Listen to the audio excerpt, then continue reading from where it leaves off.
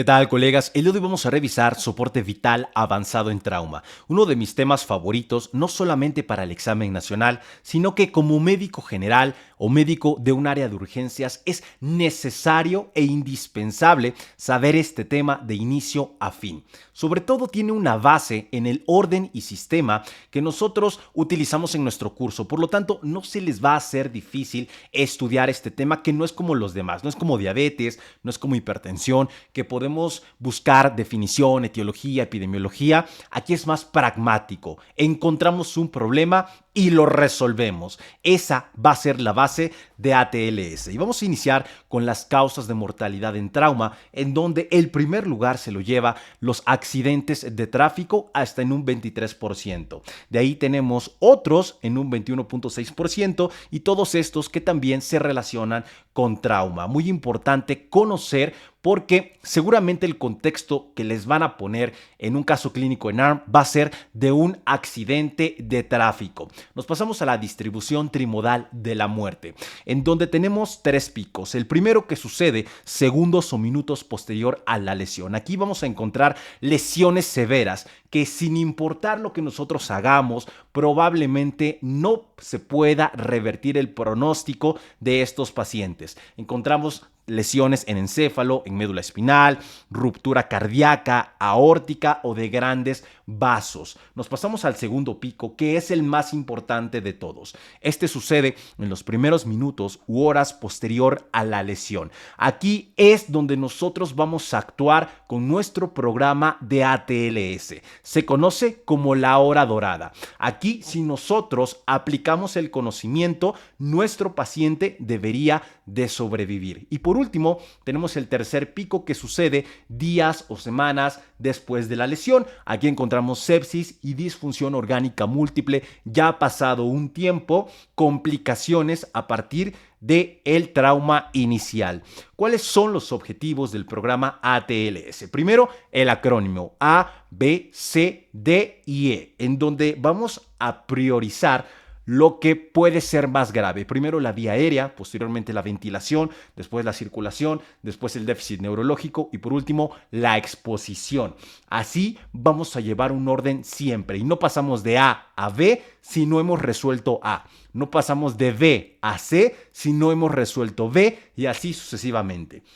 Podemos encontrar también X, que es importante en el ámbito prehospitalario y en zonas específicas de conflicto, como en zonas de guerra, que ahorita en nuestro tiempo pues es bastante frecuente. ¿A qué se refiere X? A hemorragias exsanguinantes. Esto lo pueden encontrar en los anexos de ATLS y ahí es donde se marca. Si les llegan a hacer una pregunta de cuál es el orden correcto, vamos a poner A, B, C, D y E, a menos que les digan que están en una zona de conflicto o en un ámbito prehospitalario, ahí sí va primero X. Habiendo resuelto eso, nos pasamos a los objetivos. Primero, hay que tratar lo que sea de mayor amenaza para la vida. La falta de un diagnóstico definitivo no debe impedir la aplicación del tratamiento indicado. Esto es súper importante. No tengo que llegar a un diagnóstico preciso. Por ejemplo, en una fractura de pelvis, no me voy a detener a ver qué tipo de fractura, que la voy a clasificar, que le voy a hablar al trauma. A ver, si es una fractura que me está generando una hemorragia severa, vamos a colocar un pelvic binder o vamos a colocar una sábana y a cerrar la pelvis y ya posteriormente solicito la valoración por el trauma. Ahorita vamos a ver todo eso, pero a lo que quiero llegar es que nosotros identificamos algo que ponga en peligro la vida de mi paciente, lo trato de manera inmediata. Por lo tanto, no es indispensable una historia clínica detallada para iniciar la evaluación del paciente con lesiones agudas. La historia clínica pasa a segundo término. Como les mencioné al principio, no es como diabetes, no es como hipertensión, no es como un paciente con cáncer en donde necesitamos todos los antecedentes, el padecimiento tal, los laboratorios. Aquí no. Aquí se trata de salvar la vida de nuestros pacientes. Y nos vamos a la parte esencial, que es el manejo inicial y la valoración inicial de nuestro paciente. Aquí vamos a encontrar varias partes. ATLS básicamente se divide en esto: preparación, triage, revisión primaria con reanimación, anexos y valoración de traslado, revisión secundaria, sus anexos y la reevaluación y el tratamiento definitivo. Siempre ordenado y sistematizado para poderlo repetir de manera efectiva. En la práctica, nosotros vamos realizando todo al mismo tiempo. Si bien tenemos un orden, normalmente en un hospital, en un área de choque, vamos a encontrar varios médicos, vamos a encontrar un servicio de enfermería, un servicio de imagen, de laboratorio, y podemos realizar varias cosas al mismo tiempo, pero siempre teniendo en nuestra cabeza orden y sistema. El 80% de las preguntas del examen nacional se van a tratar de revisión primaria y reanimación. El otro 20% va a ser todo esto: anexos, valoración de traslado y la revisión secundaria junto con sus anexos. De nuevo, lo más importante: revisión primaria y reanimación. Encuentro algo que pone en peligro la vida de mi paciente, lo trato al instante. Ahorita vamos a poner varios ejemplos de esto. Sobre todo aquellos que les tocó ver Grey's Anatomy, hay ahí un par de ejemplos que vamos a revisar. Y vamos a iniciar con la preparación, que inicia desde la fase prehospitalaria. Muy importante poner atención a lo que nos diga el paramédico que traiga a nuestros pacientes. Por ahí me tocó a mí estar trabajando en un área de urgencias de un hospital privado cuando yo era médico pasante del servicio social, y me tocó recibir varios accidentes automovilísticos. Recuerdo uno en específico en donde hubo muchos pacientes y justamente me tocó, fue un autobús y me tocó que me trajeran pacientes paramédicos. La verdad es que normalmente hacen un excelente trabajo. Te los traen con su collarín rígido tipo Filadelfia, te los traen en una tabla rígida y llegan contigo, y a veces, si no tenemos conocimiento de ATLS, ya le estamos quitando el collarín, ya le estamos diciendo que se lleven la tabla, y eso es completamente erróneo. Entonces, tener mucho cuidado con cómo llegan nuestros pacientes y valorar el trabajo de nuestro paramédico. Ahora, el servicio prehospitalario, de nuevo, se va a basar en XABC. Si encuentran un paciente con una hemorragia exsanguinante, hay que tratar inmediatamente esa hemorragia, porque si no, evidentemente, nos va a generar un problema mayor. Esto a nivel prehospitalario. Incluso se puede llegar a colocar un torniquete, que eso lo mete ATLS 10ª edición, para evitar una hemorragia exsanguinante. Y el ácido tranexámico, 1 gramo en las primeras 3 horas. Ahorita lo vamos a revisar, y 8 horas posterior. Pero estas dos cosas son importantes que las recuerden en el ámbito prehospitalario: torniquete y ácido tranexámico. Después de que ya se controló el paciente, ya llegó el paramédico, lo revisó, lo va a enviar, hay que notificar al hospital receptor. Normalmente se llama al hospital: oye, ¿sabes qué? Te voy a llevar 5 pacientes porque hubo un accidente de tráfico y ahorita llegamos, para que estén preparados. Y ya si te avisaron, la fase hospitalaria tiene que ver con estar listo para recibir a los pacientes. Un área de resucitación disponible, normalmente la conocemos como área de choque.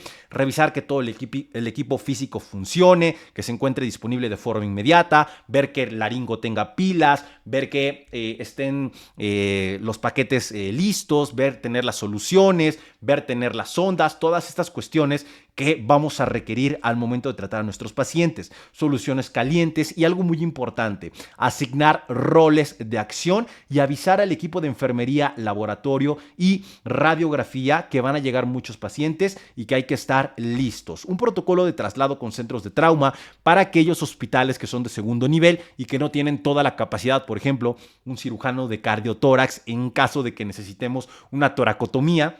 Es muy importante tener todos estos protocolos. Y por último, el equipo de protección personal. Hay que cuidarnos también nosotros como personal de la salud. Nos pasamos al triage o el triaje, y en este caso es el método de selección y clasificación de pacientes basado en necesidades terapéuticas y en los recursos disponibles para su atención. Ya se la saben, pero algo que se me hace muy importante en el triage es que normalmente lo manejamos por colores, ¿no? Y está bien, ahorita lo vamos a ver, pero en ATLS también se maneja de acuerdo al ABC. Pacientes que tienen una lesión de vía aérea son evidentemente más propensos a complicaciones, y de ahí nos vamos con aquellos que tienen un problema en la ventilación y después aquellos que tienen un problema en la circulación. Entonces seguimos nuestro ABC para el triage de los pacientes. Y tenemos dos casos importantes, preguntas que pueden ser muy específicas en el ENAR, incidentes con múltiples víctimas y eventos masivos de víctimas. En el primero, el número de pacientes y la gravedad no excede la capacidad del centro de atención, por lo tanto, vamos a tratar a los pacientes más graves. Pero ¿qué pasa en eventos masivos de víctimas? Terremotos, inundaciones, terrorismo. Aquí, lamentablemente, el hospital se ve excedido. No tiene la capacidad suficiente. Por lo tanto, hay que tratar a los que tengan mayor probabilidad de sobrevivir. Está como de película, pero, de nuevo, en nuestra sociedad actual, no me sorprendería que tengamos que tomar este tipo de decisiones. Y lo dice ATLS, no es que lo hayan visto en una película, sino que está descrito tal cual en el manual. Triage por colores, el que ya conocemos, rojo, amarillo, verde, negro y azul. Aquí se los dejo también para que lo revisen, este ya lo conocen, muy importante también conocerlo. Nos pasamos a la revisión primaria y reanimación simultánea. Quiero detenerme en esta parte del título porque es un tema distinto. Ya se los dije, pero se los voy a repetir por si ya se les olvidó. Yo encuentro un problema y lo trato en ese momento. ¿Y cuál sería la forma más rápida de evaluar ABCD?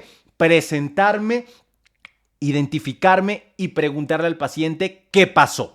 Ahí yo me voy a dar cuenta que si me responde, la vía aérea no está comprometida, está ventilando de manera adecuada y si la respuesta es coherente, seguramente su circulación no está afectada. Entonces, esa es la manera en la que vamos a evaluar de una manera muy sencilla A, B, C y D. Si en alguna de estas situaciones no encontramos una respuesta adecuada, entonces podemos ya sospechar de algún tipo de lesión. De nuevo, valorar y tratar conforme encontramos anormalidades. Ahora sí, vamos a meternos de lleno al tema. Vamos a ir revisando A, B, C, D y E de acuerdo a la valoración inicial. Revisión primaria. Quiero ser muy enfático en esto.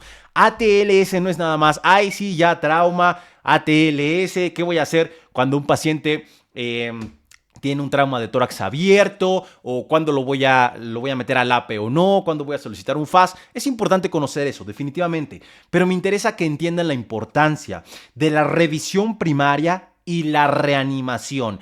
Ahí es donde se parte el queso verdaderamente en ATLS, en donde tomamos decisiones y en donde le salvamos la vida a nuestro paciente. En esta pequeña parte, ya de ahí la revisión secundaria y los anexos y la reevaluación, ya todo lo más fino, ¿no? La tomografía, valorar de pies a cabeza a nuestro paciente, ya es una cuestión, como su nombre lo dice, secundaria, porque la vida de mi paciente no está en riesgo. Habiendo dicho eso, lo que vamos a revisar ahorita es la revisión primaria. Lesiones y condiciones que ponen en peligro la vida de mi paciente. Y vamos a iniciar con la vía aérea y control cervical. Muy importante que en cualquier procedimiento siempre hay que mantener el control cervical. No hay que hacernos los vivos y pedirle al paciente, a ver, mueve el cuello a ver qué pasa. No, hay que mantenerlo estable hasta que comprobemos que no hay otro tipo de lesión. ¿Cómo vamos a mantener el control cervical? Con un collarín rígido o maniobra de tracción mandibular. Muy importante. Vía aérea y control cervical. De hecho, en ATL se van a dar cuenta que hay maniobras incluso para mantener el control cervical cuando traen casco, los pacientes que vienen en motocicleta, mantener control cervical cuando realizamos intubación, mantener control cervical cuando trasladamos a un paciente de una tabla rígida a una camilla. Es importantísimo el control cervical. Una pequeña anécdota rapidísima. Hace poco venía manejando y me tocó ver un accidente de motocicleta y la verdad es que me dio... Primero no me iba a parar, dije no, está medio complicado, había mucho tráfico y después me dio cargo de conciencia y la verdad sí me detuve, me puse a ver el paciente y yo tengo ATLS desde hace ya un par de años. Entonces me toca revisarlo, a ver, vía aérea, no está comprometida, ¿cómo te llamas? ¿Qué pasó? No, me acuerdo que me dijo, no, me llamo tal, tuve un accidente, ¿qué día soy? Muy rápido, ¿no? Muy sencillo. no hay compromiso de A, no hay compromiso de B, no hay compromiso de C. Bueno, entonces vamos a revisar. Ahora sí, iniciamos, valoramos, a ver, tiene una herida, tiene una fractura expuesta, no pasa nada, está expuesta, no está sangrando, no te espantas en ese momento porque tienes ATLS, ¿no? Pero lo que quiero llegar es que después que ya lo valoré y vi que estaba todo bien, A, B, C, D y E, de manera muy rápida ahí prehospitalaria, llega el paramédico y me dice, no, a ver qué tiene. A ver, mueve tu cabeza, le dice al accidentado, mueve tu cabeza de aquí para allá, a ver si no tiene nada. Y le digo, oye, ¿qué estás haciendo? ¿No sabes lo que es ATLS? Para no hacer el cuento largo, se enojó ahí todo el mundo. Y les dije, miren, hagan lo que quieran, yo ya hice lo que tenía que hacer y nos vemos. Hay que conocer el tema y hay que entenderlo para poderlo aplicar. Eso es muy importante porque si no podemos hacer muchas iatrogenias y ahí sí es nuestra responsabilidad. Entonces, continuamos, cerramos el paréntesis, vía aérea y control cervical. Evaluación. Vamos a evaluar varias cosas. ¿Está permeable la vía aérea? ¿Hay alguna obstrucción? ¿Hay alguna quemadura en la vía aérea? Encontramos un estado de inconsciencia, Glasgow menor a 8. Dependiendo de lo que nosotros vayamos encontrando, lo vamos a ir manejando. Si el paciente contesta, está consciente y está orientado. ¿Qué es lo que vamos a hacer? Vamos a colocarle oxígeno para ver que esté ventilando de manera adecuada a 10 litros por minuto con bolsa mascarilla en todos los pacientes. Lo vamos a aplicar. Tenemos sangrado, vamos a aspirarlo. Tenemos alguna obstrucción, obviamente lo vamos a desobstruir. Tenemos un trauma facial severo. Aquí es muy importante. ¿Por qué? Porque si tenemos un trauma facial severo en donde nosotros nos damos cuenta que le va a comprometer la vía aérea, hay que intentar intubación en ese momento. No podemos realizar intubación porque tiene mucha sangre, el trauma facial no me deja ver nada. Vamos a realizar una cricotiroidotomía, importante también, contraindicada en menores de 12 años y ahí es donde vamos a intentar y vamos a empezar a ver las primeras indicaciones de tubo. Encontramos una quemadura en vía aérea, intubación. Glasgow menor a 8, intubación. Si se dan cuenta, lo más importante en vía aérea es determinar si está o no permeable, si necesita una vía aérea definitiva o no. Y a todos los pacientes, de nuevo, oxígeno a 10 litros por minuto. Es un tema que me apasiona, es un tema que hay que meterle emoción, hay que imaginarte allí en la sala de urgencias, ¿no? O en el accidente, y qué voy a hacer, a ver si es cierto que te llega la adrenalina y qué pasos vas a tomar. Bueno, imagínense en esa situación para que se les quede más sencillo. Indicaciones de intubación. ¿Cuáles van a ser? Ya los vimos. Fractura maxilofacial severa con riesgo de aspiración por sangrado o vómito. También son otras indicaciones. Lesión de cuello severa, un hematoma de cuello, una lesión laringea, una quemadura facial, que encontremos estridor. Cambio de voz, lesión en la cabeza que condicione que el paciente esté inconsciente o combativo, un esfuerzo respiratorio inadecuado, taquipnea, hipoxia con una presión parcial de oxígeno de menos de 60 milímetros de mercurio, hipercapnia, una PCO2 mayor a 50 progresiva, cianosis y combatividad. Algo importante aquí es que la hipoxia, una presión parcial de oxígeno de menos de 60 milímetros de mercurio, se relaciona con una saturación de oxígeno de menos del 90%. Aquí la indicación de intubación sería saturación de menos de 90 o presión parcial de oxígeno de menos de 60, siempre que estemos dando una ventilación y una oxigenación adecuada. Es decir, ya le coloqué mi oxígeno a 10 litros, pero aún así la saturación está debajo de 90 o la presión parcial de oxígeno de menos de 60, probablemente, y ahí sí sería indicación de intubación porque probablemente no está ventilando de manera adecuada. Cambio progresivo, uso de músculos accesorios, ya saben, eso que siempre escuchaban de que se va a cansar.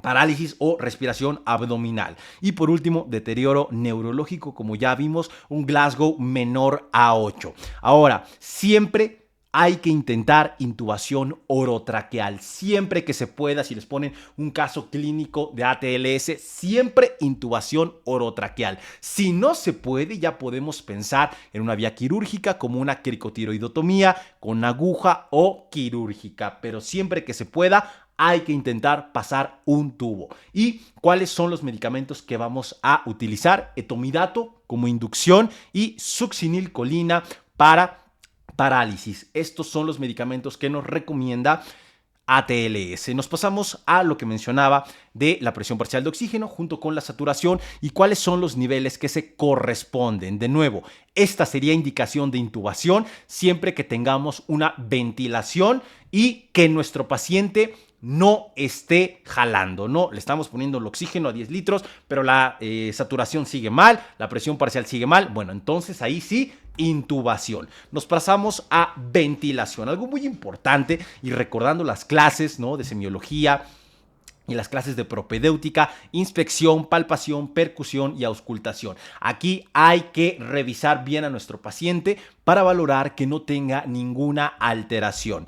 Y esto lo vamos a poder identificar dependiendo de la lesión que tengamos. Primero, vamos a evaluar cuello y tórax. En ventilación, en B, vamos a revisar cuello y tórax. ¿Qué podemos encontrar? Una fractura de laringe. ¿Cómo la vamos a encontrar característicamente? Con crepitaciones en el cuello más insuficiencia respiratoria. Neumotórax a tensión, insuficiencia respiratoria más ingurgitación yugular e hipersonoridad, más ausencia de murmullo vesicular. Lo más importante, un paciente que claramente no puede respirar y que está con hipersonoridad y datos de que está a tensión. Nos pasamos al hemotórax masivo. Aquí se va a caracterizar por hipotensión. Es muy importante que pongan atención a eso en el caso clínico. Hipotensión más insuficiencia respiratoria, ingurgitación yugular, matidez más ausencia de murmullo vesicular. Aquí pueden confundirse con el neumotórax a tensión, pero hay datos muy específicos, ¿no? Aquí vamos a tener hipotensión en el hemotórax masivo, en el neumotórax a tensión no vamos a tener hipotensión.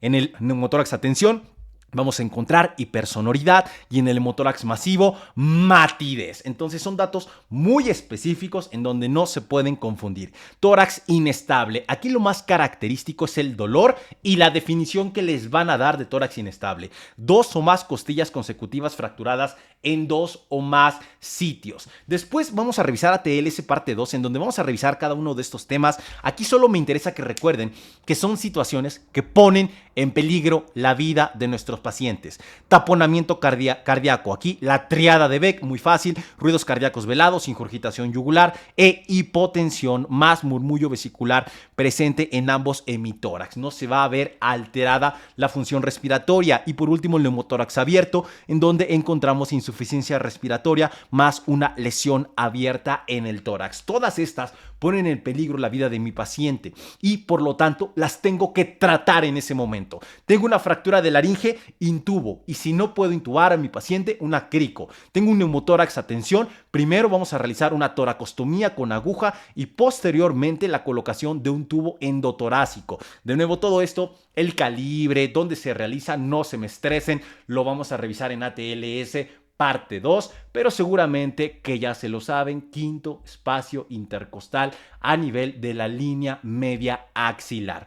Hemotórax masivo, ¿qué es lo que voy a hacer? Una toracostomía con tubo si es mayor a 1500 mililitros o una tercera parte de la volemia, y va a estar indicado una toracotomía. Aguas, ahí la diferencia entre toracostomía y toracotomía es que la toracostomía puede ser con una aguja, puede ser con un tubo, puede ser con un dedo incluso, pero la toracotomía tal cual es abrir el tórax de manera quirúrgica, debe ser en un quirófano, debe ser bajo sedación y por un cirujano de tórax. ¿Cuándo va a estar indicada la toracotomía? Si tenemos más de 1500 de manera inmediata o un sangrado de más de 200 mililitros por hora por 2 horas. Nos pasamos al tórax inestable, en donde encontramos el tratamiento con oxígeno, líquidos, analgesia y valorar la colocación de un tubo. Taponamiento, una pericardiocentesis. Aguas, porque en el tratamiento del taponamiento cardíaco, ya lo vamos a ver, lo debe realizar también un cirujano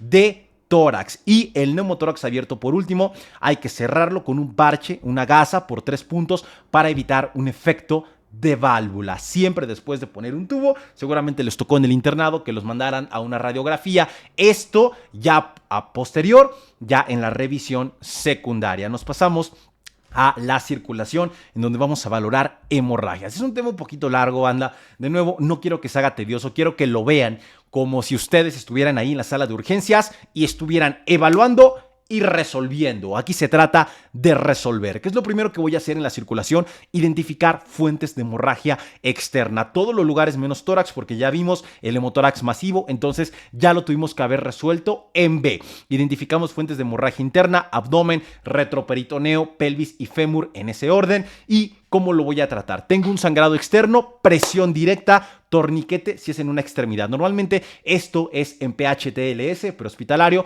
pero se les pueden llegar a preguntar. Así sería el tratamiento. Tenemos una hemorragia interna, realizamos exploración física de abdomen, interconsulta cirugía, solicitamos un FAST o un lavado peritoneal diagnóstico. Tenemos una fractura en la pelvis, hay que valorar si está estable o no. ¿Cómo? Colocamos nuestras manos en las espinas ilíacas anteriores y valoramos si crepita o no. Solicitamos una radiografía, estabilizamos, ya vimos con un pelvic binder o con una sábana, y solicitamos interconsulta a traumatología. Fémur lo estabilizamos y podemos utilizar una férula de Thompson que produce tracción y siempre checar los pulsos para valorar la viabilidad de la extremidad. Aunque no identifiquemos la fuente del sangrado, ¿qué es lo que voy a hacer? No me voy a poner a buscar en dónde está sangrando para poderlo tratar. Recuerden, yo encuentro algo, en ese momento le doy manejo y aquí no es la excepción. Si no identificamos la fuente del sangrado, no importa. Ya inmediatamente yo estoy colocando cristaloides tibios a 37-40 grados, 1 litro o 20 mililitros por kilo en niños o hemoderivados de acuerdo al estado de choque que tengamos, que ahorita vamos a revisar, catéteres cortos y gruesos, 18G. Y también podemos dar ácido tranexámico, normalmente se utiliza en ámbito prehospitalario, 1 gramo en las primeras 3 horas y otro gramo a las 8 horas después. Detener el sangrado y reponer volumen. Eso es lo que vamos a estar haciendo. ¿Cómo vamos a clasificar el estado de choque? Si no lo reconocemos, no lo tratamos. Eso es importantísimo, ¿no? Como todo en medicina, si no se conoce, no lo vamos a buscar. Y aquí vamos a tener varios tipos de choque. Ya lo sabemos, el hemorrágico, el obstructivo, el neurogénico o el séptico. Aquí nos vamos a enfocar en el hemorrágico. Hay que clasificar y tratar de acuerdo a esta tablita. Esta tablita va de memoria. Se pregunta muchísimo en el examen nacional. Y algo importante también, la uresis va a ser el mejor dato para que nosotros podamos valorar la respuesta al tratamiento. Esta tablita viene en ATLS, está muy padre, es muy importante que se la sepan y que sepan identificar el grado de choque hemorrágico de acuerdo a esta clasificación. Vamos a tener clase 1, clase 2, clase 3 y clase 4. De acuerdo a la pérdida de sangre en mililitros o al porcentaje. Eso es lo primero que quiero que recuerden. 750 mililitros o más de 15%, clase 1. 750 a 1500 o 15 a 30%, clase 2. Clase 3, 1500 a 2000 o 30 a 40%. Y clase 4, más de 2000 o más de 40%. De ahí, el dato que quiero que recuerden es la frecuencia cardíaca. Menos de 100, clase 1. Más de 100, clase 2, más de 120, clase 3 y 140 o más, clase 4. De ahí nos vamos a partir de qué clase se va a presentar hipotensión. A partir de un choque hemorrágico grado 3 o clase 3 vamos a encontrar hipotensión. Otro dato importante que quiero que recordemos es la uresis. La uresis a partir de clase 3 vamos a encontrar de 5 a 15 mililitros por hora y clase 4 en anuria. Todos estos datos nos pueden hacer valoración y nos pueden ayudar más bien en la diferencia entre clase 3 y clase 4, que es donde nos podemos llegar a confundir. Los demás están muy fáciles de recordar. Y por último, el reemplazo de líquidos. Aquí lo vamos a realizar con cristaloides más hemoderivados a partir de clase 3. Antes de eso, clase 1 y clase 2, cristaloides solamente. Nos pasamos al FAST, que es la evaluación con ultrasonido focalizado en trauma. Al día de hoy, el ultrasonido se utiliza en todas las salas de urgencia, no solamente para trauma, también se tiene POCUS, también se tiene otros protocolos en donde se puede utilizar el ultrasonido, pero de los primeros que se identificaron y que se empezaron a utilizar fue el FAST. Aquí nos va a ayudar a valorar si tenemos líquido en estos espacios: el espacio pericárdico, la fosa hepatorenal, la fosa esplenorenal y en este caso también tenemos la imagen suprapúbica, y si encontramos alguna de estas alteraciones nos van a servir para el tratamiento que ahorita vamos a ver. ¿Cuándo vamos a solicitar cada uno de estos? El lavado peritoneal diagnóstico ya está en desuso, la verdad, solamente está descrito, no es que se utilice a menos que no tengas un FAS, lo cual sería raro al día de hoy en una sala de urgencias, pero esa sería la indicación en caso de que sospechemos una hemorragia y que no tengamos un FAS disponible. Esta es la parte importante que quiero que recuerden: cuáles van a ser las indicaciones de LAPE. Estas también van de memoria: trauma abdominal cerrado con hipotensión y FAS positivo. ¿Por qué? Porque nos está generando un estado de hipotensión y además el FAS nos está diciendo que tenemos hemorragia, que tenemos líquido. Eso sumado a hipotensión, hay que meter a nuestro paciente a quirófano. Trauma abdominal cerrado penetrante con lavado peritoneal diagnóstico positivo es indicación para LAPE. Trauma abdominal abierto, arma blanca más hipotensión, LAPE también. Y aquí viene un dato importante: trauma abdominal abierto por arma de fuego que atraviesa la cavidad peritoneal o retroperitoneo es indicación de LAPE. Todas las heridas abdominales por arma de fuego van a cumplir estas condiciones, por lo tanto, toda herida abdominal por arma de fuego, LAPE. No así arma blanca, en donde debemos encontrar hipotensión. Y por último, evisceración, aire libre, aire retroperitoneal o ruptura diafragmática son indicaciones de LAPE. Nos pasamos a las fracturas de pelvis, en donde vamos a encontrar de tres tipos: libro abierto, la fractura de pelvis cerrada y la ruptura vertical. En este caso, la primera y la última son las más graves, porque son las que nos pueden generar un sangrado profuso, más de 1500, 2000, o incluso se puede perder toda la sangre en este tipo de fracturas. Afortunadamente, la más frecuente va a ser la fractura cerrada de pelvis. Pero ¿qué pasa si yo tengo una fractura abierta en donde estoy perdiendo mucha sangre? Hay que estabilizarla en ese momento. Y tengo dos maneras: un pelvic binder, una faja pélvica, y una banda pélvica que se puede aquí hacer con una sábana y un palo de escoba. Le damos vuelta y cerramos nuestra pelvis. Vemos la diferencia antes de la faja y después de la faja. Lo importante de reconocer un paciente con un estado de choque y en este caso con una hemorragia en la pelvis. Nos pasamos al déficit neurológico. Ya vamos a terminar, banda. Lo han hecho muy bien. Es un tema, de nuevo, un poquito larguito, pero que está muy padre. Y en la parte 2 vamos a revisar punto por punto todas estas cuestiones ya más específicas. Aquí quiero que recuerden la revisión primaria y qué es lo que van a hacer ante una situación que amenace la vida de su paciente. Que de nuevo, el 80% de las preguntas de ATLS van a hacer eso: que reconozcan aquellas lesiones que ponen en peligro la vida y qué van a hacer en ese momento.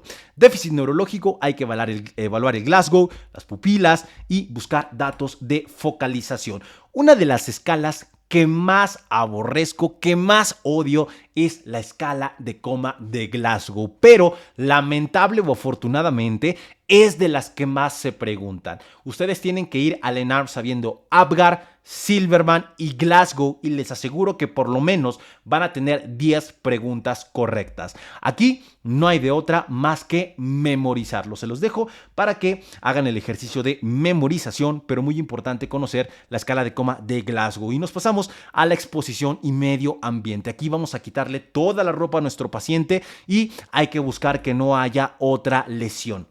Normalmente aquí se quita ya toda la ropa, se corta, ¿no? Por eso los paramédicos con los servicios de urgencias se tienen tijeras. Hay que evaluar que no haya otra lesión que se nos haya pasado. Pero para llegar a este punto ya valoramos A, ya valoramos B, C y D. Como se pueden dar cuenta, hicimos un montón de cosas antes de llegar a esto, y muchas veces llega el paciente a urgencias y ya lo están desvistiendo, ya están viendo, quitándole los zapatos y ni siquiera le han visto la vía aérea. Anexos de revisión primaria: otra cuestión importante a recordar: ¿qué estudios voy a solicitar? Normalmente se solicitan cuestiones que nos ayudan a valorar funciones vitales. monitorización de oxígeno, cardíaca, respiración, laboratorios, gasometría, sonda orogástrica, hay que valorar una sonda nasogástrica, hay que valorar una sonda Foley, una radiografía AP de tórax y pelvis, muy importante. Las radiografías de revisión primaria son AP de tórax y de pelvis. ¿Por qué? Porque son portátiles y porque nos ayudan en cuestiones que ponen en peligro la vida de mi paciente, como cuál, un hemotórax masivo o una fractura de pelvis. FAST, ultrasonido y lavado peritoneal diagnóstico.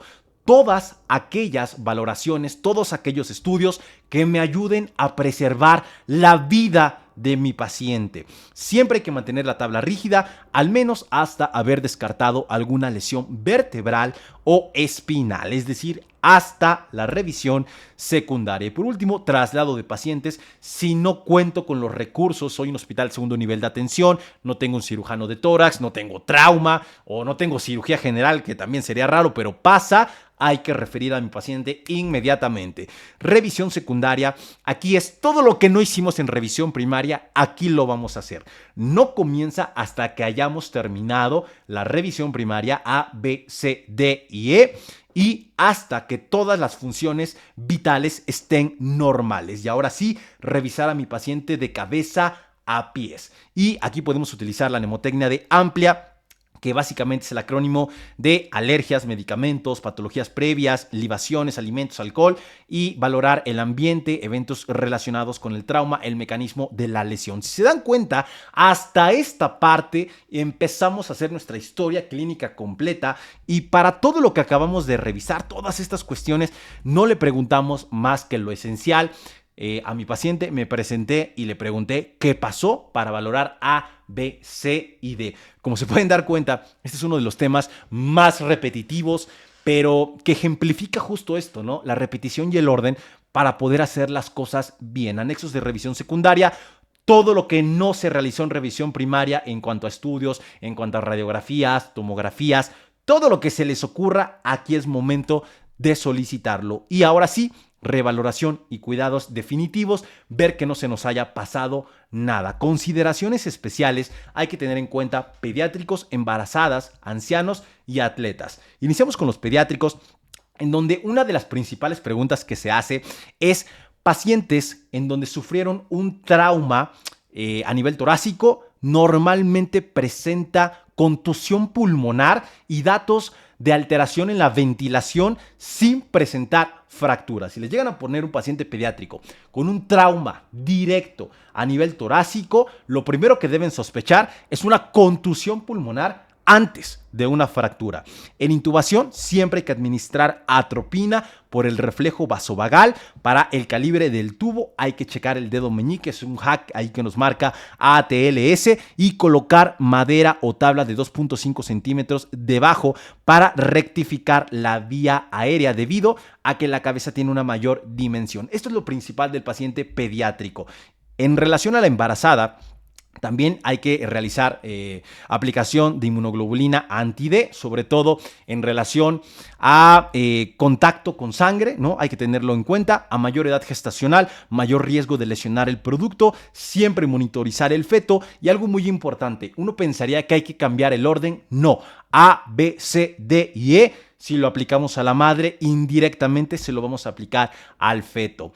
Ancianos, polifarmacia muy importante. Y otra cosa, descartar el uso de marcapasos. Y en atletas no hay que subestimar el estado de choque. ¿Por qué? Porque un paciente que normalmente tiene que hace mucho ejercicio, va a presentar alteraciones hasta una hemorragia más severa. Por lo tanto, en atletas hay que tener cuidado con esta cuestión. Banda, eso es todo de la primera parte de ATLS. De nuevo, si quiero que se queden con algo, es que la revisión primaria es lo más importante y que en ATLS lo primero es identificar y tratar. No voy a pasar de una letra a otra si no he resuelto esa parte. Muchísimas gracias, colegas, y continuamos con el estudio.